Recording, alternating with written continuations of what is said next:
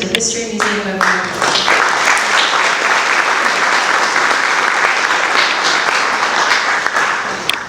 Thank you. Good afternoon. Several years ago, like probably 15 plus years now, the thing they did downtown on New Year's Eve was called First Night. Remember that? We came to First Night one year, and we actually lasted the whole night and said, let's go see the fireworks down at Cooper Riverside, right? So we go down there, and we're on the railing right on the river. Oh, it's so cold. It was so cold. And we're standing there, and we're waiting for midnight, basically, for the fireworks. And a little police boat, tiny little police boat, and two little boats behind it came by. And then just disappeared. And we keep talking, and a few minutes later, same police boat, two little boats behind it come back. And then about 5-10 minutes later, here they come again. Well, now, this guy about 20 feet down from us on the fence, he comes right up the fence and goes, "Throw me something!" Just goes to show you, right? Anything remotely resembling a parade, by gosh, we gotta have something. I mean, how many Mobilians look at the Macy's parade on TV and go, what do those people do there? What do you do if you can't do this? And you always see the Mobile ones that were actually out there because they catch one. So we're going to talk about throws. Let's discuss the word throw in the context of Mardi Gras. A throw as a noun is any kind of goodie hurled from a float. Throw as a verb is the act of throwing any kind of goodie from a float. As in, you going to throw that throw? I already threw all my throws. It can get a little confusing. We, in general, we consider people who can throw very well a highly desirable, valuable ability. But, in reality, throwing is something we can all do. We've all been able to do it since the very early days. But a lot of people raise this question of, number one, has it always been this way? Number two, are we really all about the throws? Is it the only reason to go out there on the parade route is for the throws? We'll hopefully draw a conclusion. But we have to go back in history, good thing we're in the History Museum, to see how all this got started. I mean, was it like this at the very beginning? No, it wasn't. Let's look at the very, very beginning. If you look at this drawing from 1881, this is an OOM float. What I want you to notice is the people on the float. These are, obviously it's a drawing, it's not a photo, but these are people in the OOMs. These are members of the OOMs on the float wearing various costumes. They are part of the story on the float. It's like a little diorama, right? They are actors on this float. And they might do something, little something over and over again, like go, as they're going through the streets, or they may pat somebody's shoulder, or they may be going, acting like they're talking, or handing a document or something. But it's all part of the story that the float is telling. There's nobody on the float throwing stuff. There's just people on the float who are the actors. Even 1921. This is how the artist drew it. This is what he wants the costumes on the actors to look like. And obviously there's very few members of the organization on the float.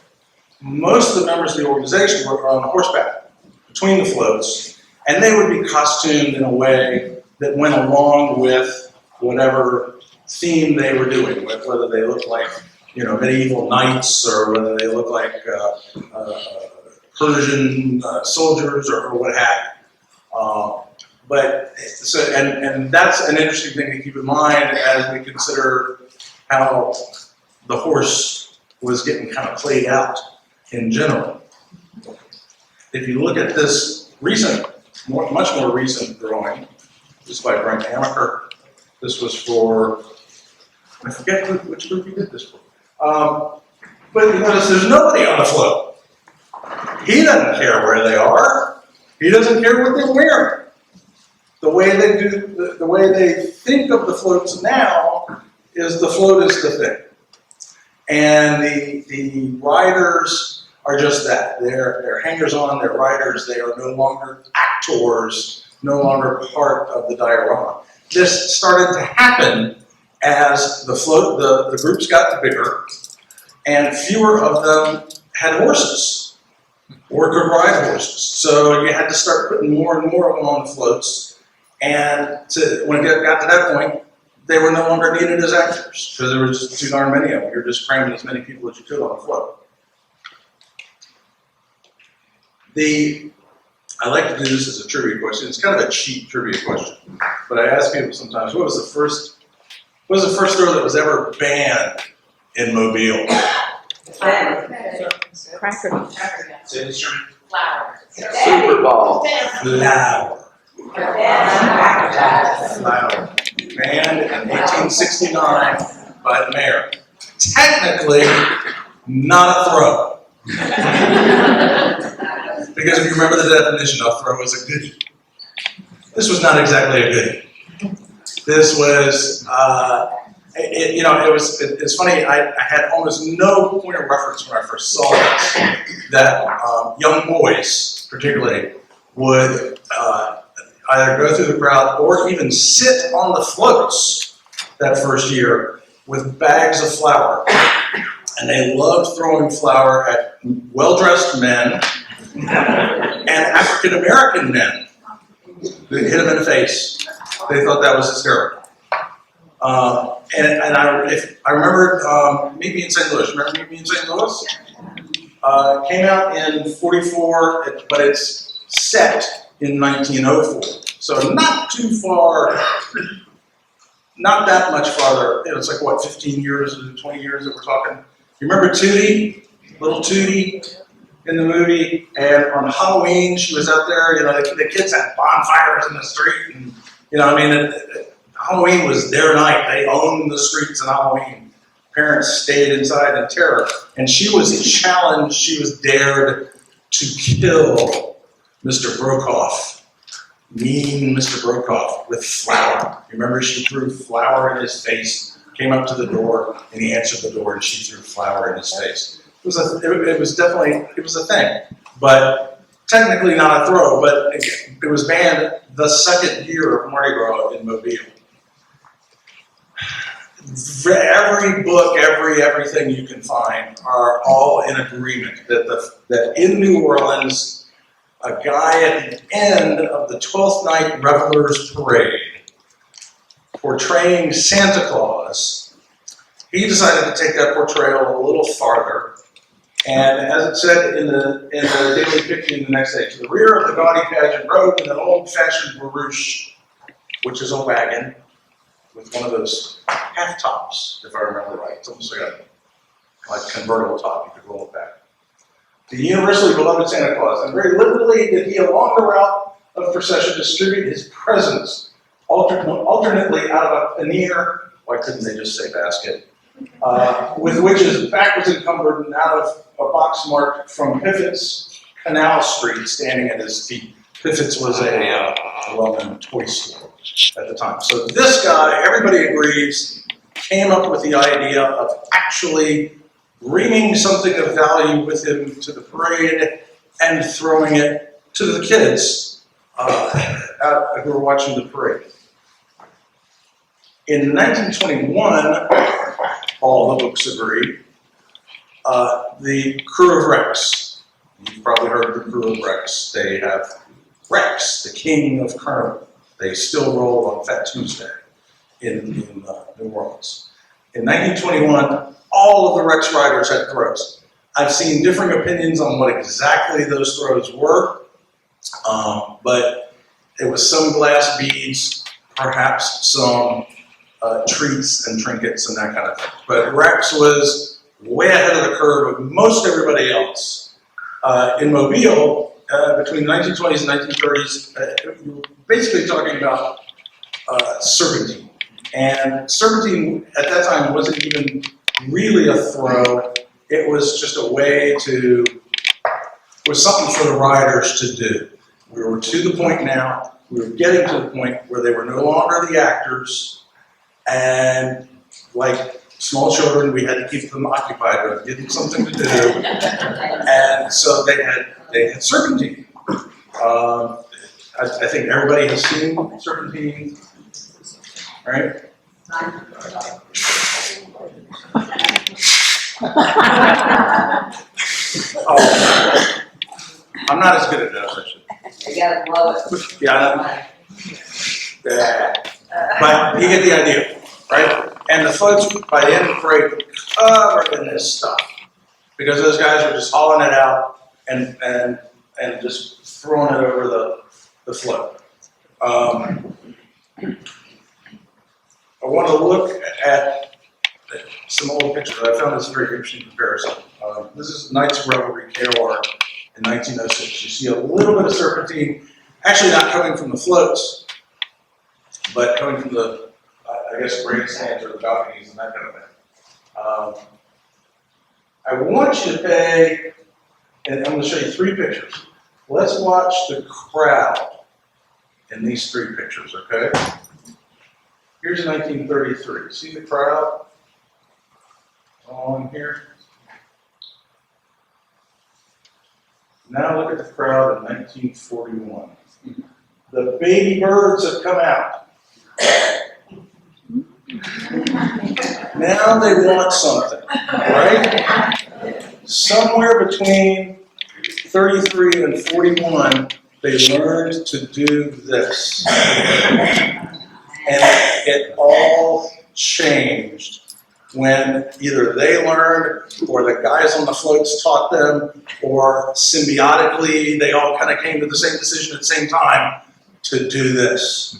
And early on, all they were being thrown was some leftover serpentine. It was considered a great grab if you got a whole roll. A whole roll of serpentine. Woo! That was a big deal. And there's KOR in 41. You see more of them. Come on. Yeah, here we go. No, I want to go back. Come on. Well, all right. This is Mystics of Time in 1953. Yes, there's serpentine. There's also confetti. Horrible cases of dandruff on these people. See that? Look at the ground. All the serpentine and the confetti on the ground. This is basically what was going on. The confetti was mostly coming from the crowd, not from the floats. And by the way, I want you to see this one thing, this one other close-up from this picture. See these contraptions on the side of the float? These little arms that stuck out? These replaced flambeaux.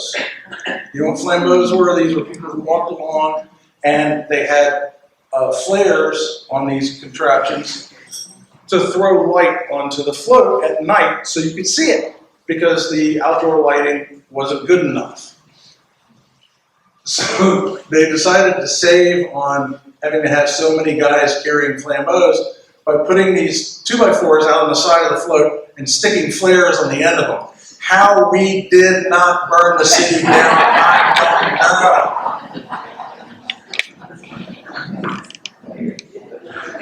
I mean, did I point out all of the confetti and the serpentine on the ground?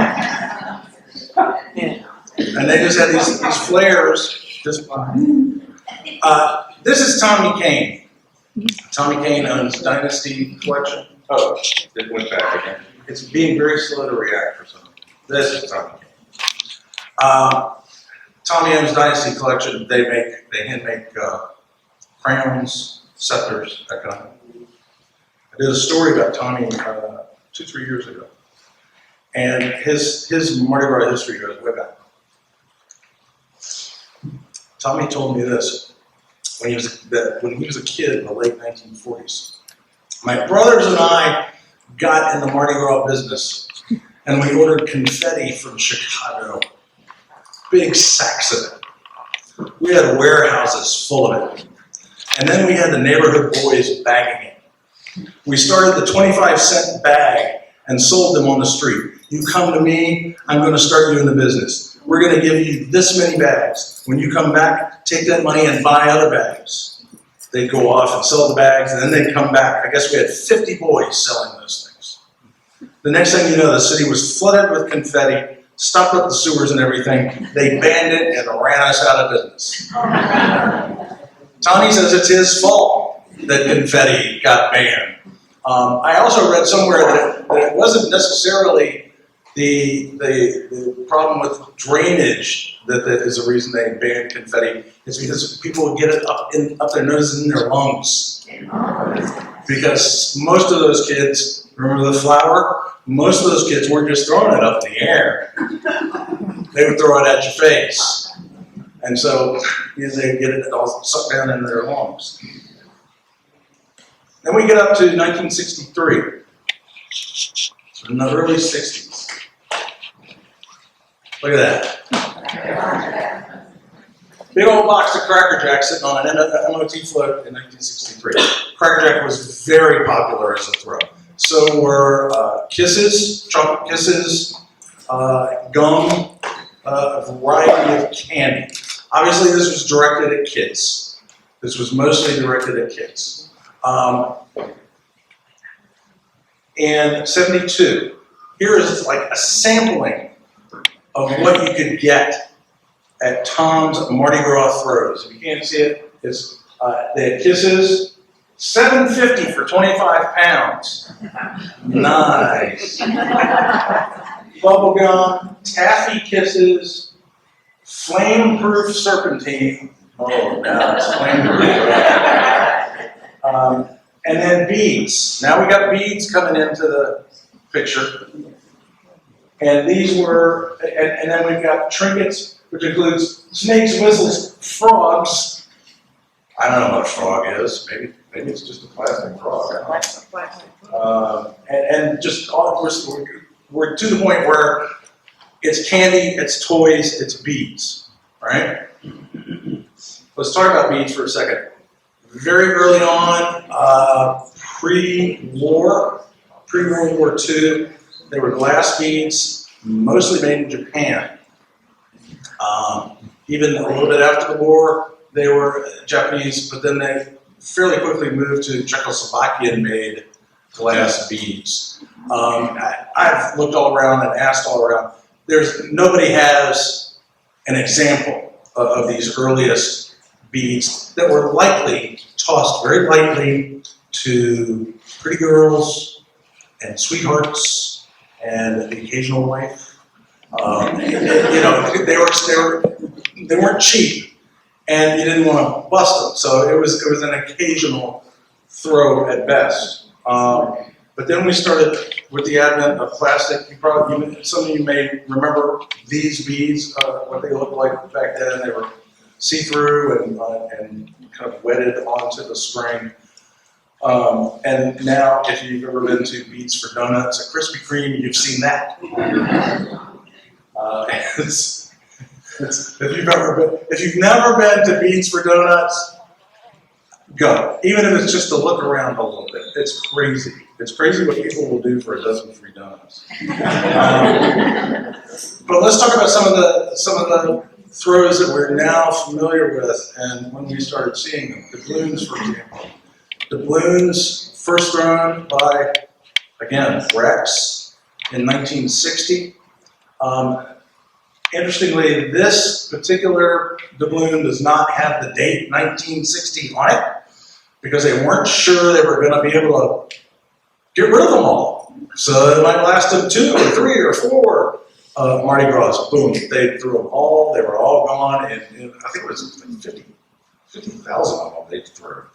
But there was one guy who had this idea and came to them and said, I can make these inexpensive aluminum coins for you. And it caught on pretty quickly. By 1965, the infant mystics in Mobile threw the first doubloon on our streets. And you can still find this one on eBay and whatnot. Let's go back to what we mentioned before, Cracker Jack. How many have heard the story that Cracker Jack were banned because the box would hit people in the eye? Most of us have heard that, right? I can't necessarily prove it. I really honestly can't prove it. I'm going to have to do a deeper dive into this whole issue. But it's supposedly what led to Mobile's love affair with moon pies. Our absolute love affair. Ask anybody now, moon pie, and you get the occasional person who go, but are moon pies made in Mobile? No, and we don't care.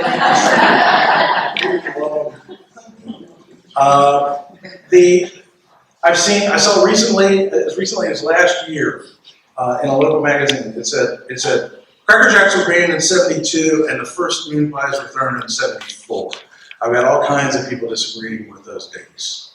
I think the one thing I see over and over again, the Maids of Mirth were the first to throw moon pies in Mobile. I have heard a couple of people say Crew of Columbus. Crew of Columbus says, no, it was Maids of Mirth. You'd think if they could make a claim for that piece of fame, they would. But no, they say that was Maids of Mirth. So everybody seems to agree Maids of Mirth did it. So the original members of Maids of Mirth say they threw the first ones around the end of the 50s or the beginning of the 60s. They're not positive. But I will tell you that list we saw from 1972, I didn't have it on there, but he had moon pies. Sam's was selling moon pies by 72. So it was a widespread thing by 72. Widespread enough that they were stocking them and selling them to rioters. But again, I'm going to have to take a deep dive to figure out exactly precisely how and why and when this happened. But it's starting to look like the whole moon pie showed up because Cracker Jacks were banned may not actually be correct. It makes a great story. It works perfectly. They banned this, we did that. This was much softer than that. But the story is as squishy as a moon pie, quite frankly. So maybe one day I'll do a whole nother talk on how exactly we got to the moon pie. Cups. You've seen the cups made for the parades. The Crew of Allah, not Rex. Hey, finally not Rex. The Crew of Allah, formerly of the West Bank, threw the first cup in 1980. Sorry. I want to talk for a second about the most desirable throw in New Orleans, Mardi Gras. It is the Zulu coconut. It has been the most desirable throw for decades now. When they first started throwing, they just threw plain coconuts. Then they started to decorate with things. The secret to the coconut is this. Whatever rider you got the coconut from, that's who decorated them. Or they paid somebody to decorate them because there are several people who are actually making money decorating your coconuts for you if you don't feel so artistically inclined. I'm told that the gold coconut, a gold coconut, is the best one to have. They all feel like coconuts to me. And these are ours. We actually have some coconuts. And they were banned for a while because, as you can imagine, throwing them, you've been hit with beads before, right? So there were actually lawsuits, people getting smacked in the head with these things the Louisiana legislature had to pass an exemption and say the members of Zulu are exempt from being sued for throwing coconuts. And it saved the coconut and everybody was happy and had drinks and took coconuts. The Crew of Muses in New Orleans, a ladies organization that started in '01, has gotten very large very fast. They took the coconut idea and they applied it to their symbol, the high-heeled shoe, stiletto, if you will.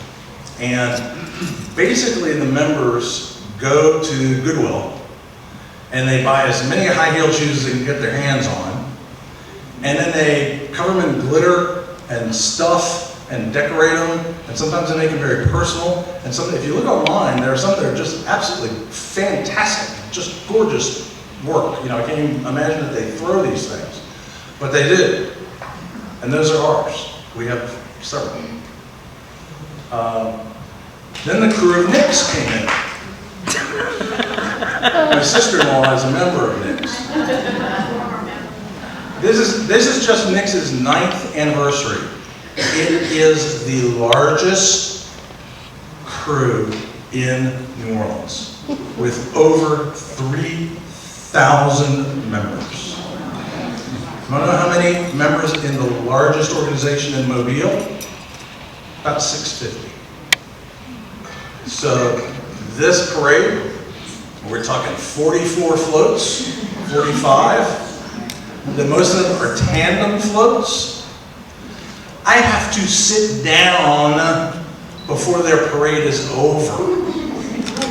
I get tired of doing this. And what are you doing? I'm taking a break. And they still throw stuff at me, so I really don't even understand why I have to stand up. But they took the coconut idea and the shoe idea and they applied it to purses. The purse is the symbol of the Crew of Nicks.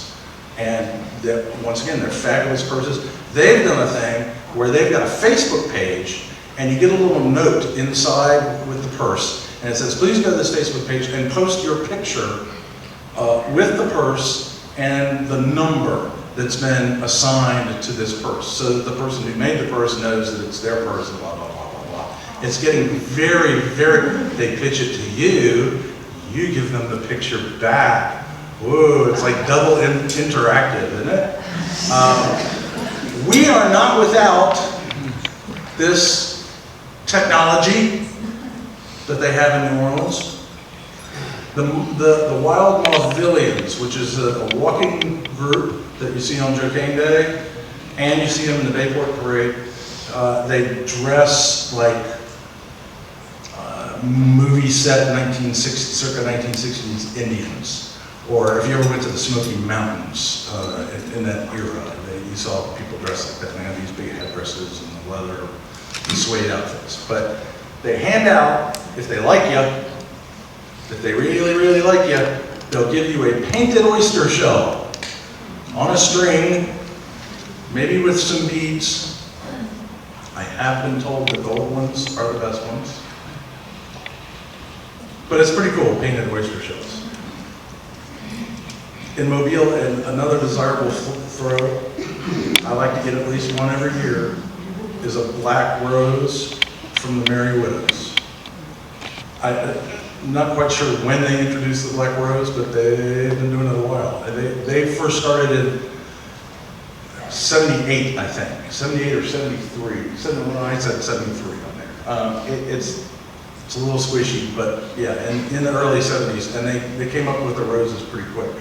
But yeah, we've got a whole vase of these things, and I am very specific because you can get a black rose now just in a regular old parade. Somebody might throw you a black rose, does not go in that vase. No. It has to come from a widow if it's going to go in that vase. This is not necessarily a throw, but they will throw it at you. This is a bladder.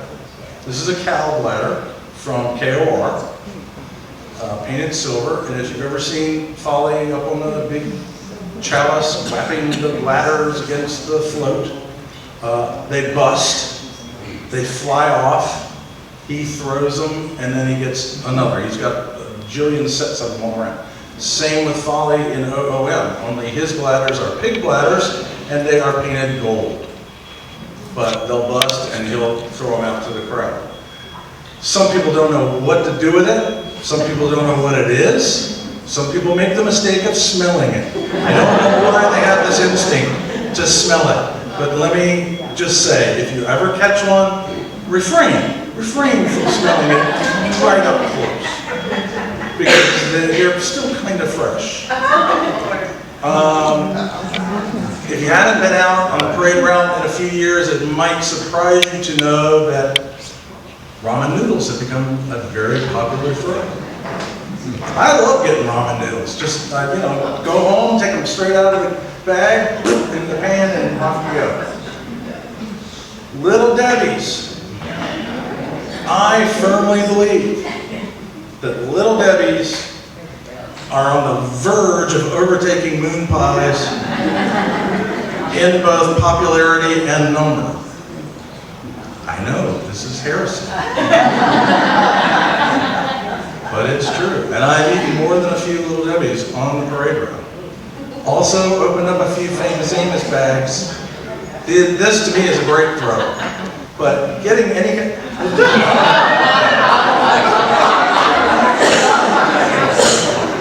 I am not playing with you. There's one guy in KOR, float 12,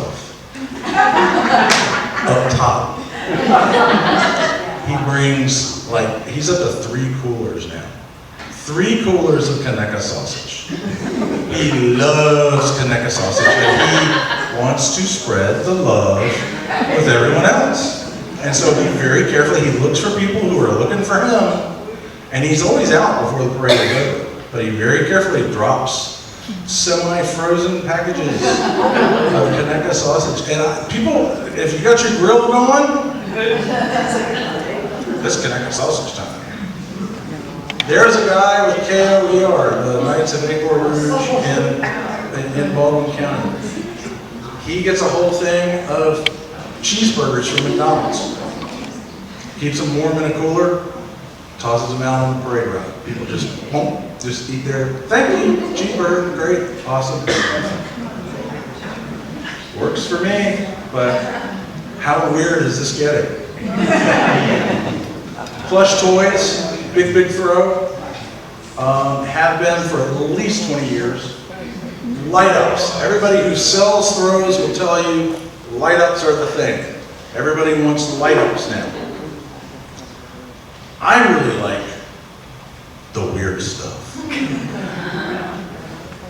I like it when they go to the clearance sales and things like that. Think about it. If you're a masker, basically, you are trying to come up with good stuff to throw, but for cheap.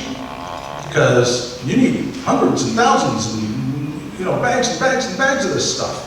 So you're trying to stretch your dollar. So you go to Walgreens when they're having clearance sales. This is why you see a lot of Christmas candy on the parade route. We first found out about mint Kit Kats when we got a bag of mini Christmas mint Kit Kats. And we've been mint Kit Kat fans ever since. But that's a little weird.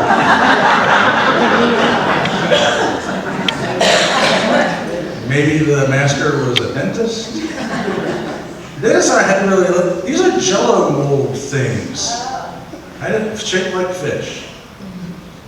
Valentine's. Guardians of the Galaxy Valentine's, and I saw somebody this year get a box of Star Wars Valentines. I got this puzzle, Big Bang Theory puzzle. You see flip-flops and just all kinds of strangeness, and that to me is when it gets fun. That's not real stamp. That's a plush toy stamp. It's genius! I love that one.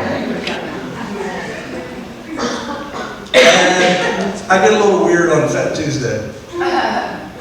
And somebody threw me a snorkel and a mask. The whole set. I started to make a list, a little list, just a little bitty list of the basic categories of throws. You can look through, just so far this year. What have we had this year? We've had Friday and Saturday, and a couple of Dolphin Island parades. Let's see. I got a McDonald's toy, the little Beanie Baby thing. I got a bat. This is an awesome bat. These are kids swimming goggles. If anybody needs this for their kid, they're available. I was like, what is this? My wife's like, it's a boat safe. You put this on your boat, and it may come out of somebody's pocket as opposed to actually being. This was just too funny. I don't even know what it does. Oh, wait a minute. We decided it was a dog toy, right? Because it does this. It's a snowman. Clearly part of a Christmas sale. And I got a book cover for my school books. So it's very much a developing thing. Who knows what they'll be throwing in 20 years? But, is it really all about the throw, or is it about the thrower, or is it about what happens between us? We make eye contact with a complete stranger. That stranger sees us and makes a decision. You are important. You matter. You are worthy of my money, because I just bought this thing and I'm going to give it to you. And if you've ever taken anybody to a parade for the very first time, somebody who's never done this before, and you try to explain to them ahead of time, put your hands up and catch stuff, and they go. And as soon as they get out there, and as soon as they've seen a float or two come by, they are standing up on the barricade and pushing small children aside. And this stuff is like gold to them, and they don't even know why. And then we take it all home and we don't know what to do with it. But it's, and did anybody know Will Ferrell was on one of our floors? I think it's that connection. I think it's that validation. It's that verification that you exist, that you're important, from a complete stranger. Just something we seek all the time. And yet out there on the parade route, we can get it over and over and over. And not just get it, but get proof of it. Look, I've got this big bag of proof that I met